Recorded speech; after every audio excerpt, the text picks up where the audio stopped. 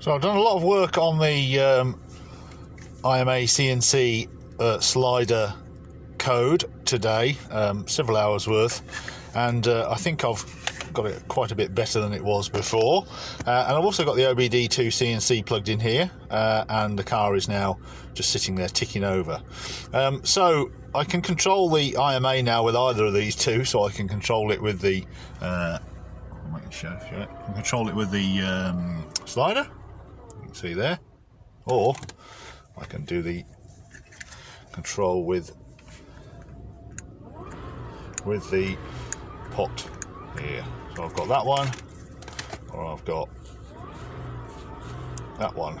So this one obviously works directly to the slave in the back of the car in the MCM, and this one goes via the OBD2 CNC and the H line serial commands back to the slave in the MCM.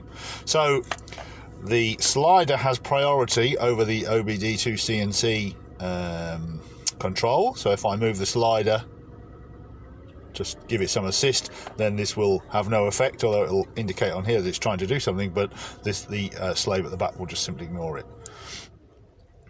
Now I tried to do a few bits to make it a bit more stable and safer. So for instance, because when you have just the slider, if this was in the maximum forward position and you turn the car on, there was a danger that it would launch itself or the IMA motor would spin up. So now we have a calibration routine as well, which also helps with the pot variations between the pots.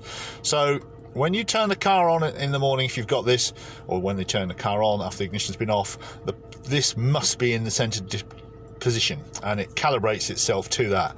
If it detects that this is not in the centre position when you first turn the car on, then it will disable this.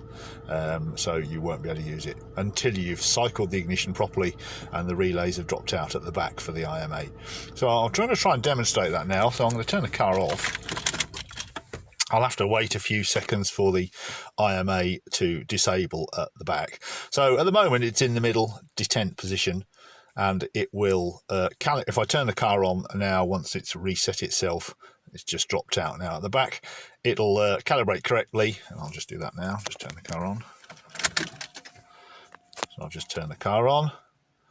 It takes about 2 or 3 seconds to do a calibration, and now this should work. So if I push this forward, we should try and start the car. In fact, there we are. I just started the car by pushing that forward. So that's calibrated the joystick there, or the sort of slider there. And if I go backwards, regen, etc. If this was to lose connection, if this was to come undone at the back, or the slider was to break or whatever, then the slave at the back will instantly go back to OEM mode and would disable this again until you've next cycled the ignition and it's done a recalibration. So it has to be, first time you turn it on in the morning, or first time you turn the ignition on, it has to be in the middle detent position to allow it to calibrate each time you turn it on. Because variations in temperature and things like that will affect how the slider pot resistance changes. So I'm going to just show you now what happens if we try to do it the other way. So I've turned the ignition off. Just have to wait until the IMA ignition hold relays drop out, and then what I'll do is I'll push this forward to the maximum. So if I push this, say, I don't know, 3/4 of the way up to maximum assist, so potentially you could launch now. In fact, I'll put it right up to the top, not that it matters particularly. If I put it, say, there, and if I turn the ignition on now, fingers crossed, okay, it hasn't lurched into maximum assist and it hasn't shot the car forward. And if I put this back to its centre position now, in fact, doesn't have any effect. So it's now disabled because it wasn't in the middle position when you first turned the car on. So you can't do anything now with that. I can still control the IMA with the OBD2 CNC. So in fact that allowed me to start it there. But the slider pot is disabled. So this has to be in the middle center detent position when you turn the ignition on, so that it can calibrate itself and work out the range for that particular joystick. And if it's not in the center position when you turn the ignition on, it will be disabled. So that's quite a good safety feature. But obviously once you've got it calibrated correctly, so I'll turn it off in fact, and we'll try once more. We'll try and calibrate again. So I'm just waiting for the ignition to go off. Turn my OBD off as well. Okay, so the IMA ignition hold relay has turned off. I'll turn the OBD2 CNC back on. This is in the center detent position, so I'm going to calibrate now. So I'm going to turn the ignition on. So as I said, it takes about a second or so, maybe 2 seconds to calibrate that. So it's done that now. I'm just going now. If I operate this now, push it forward, it should respond as we did before, and it should engage assist. And there we are, started the car up there, as you heard.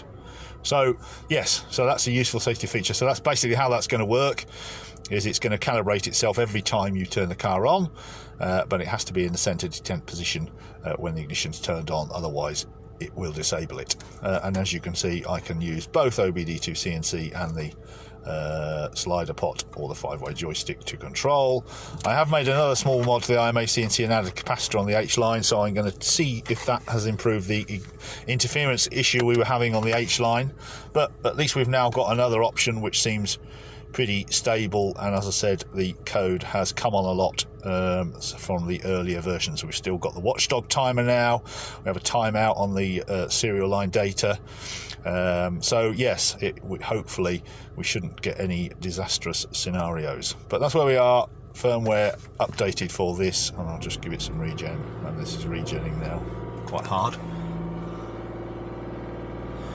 And it's all just controlled with our little pot. There we go. That's it for today.